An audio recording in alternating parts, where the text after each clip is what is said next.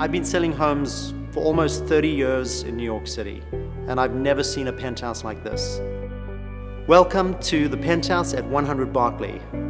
I'm standing in New York City's largest living room and atop the crown jewel of Ralph Walker's masterpiece, the very first Art-Deco skyscraper in New York City, designed by Ralph Walker and built in 1927. This penthouse is 14,500 square feet and it's split over 2 floors.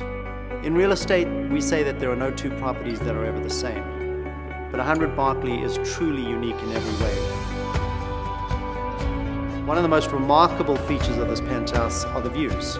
And when you look outside, you see these views framed by magnificent arched windows with a ceiling height of over 20 feet.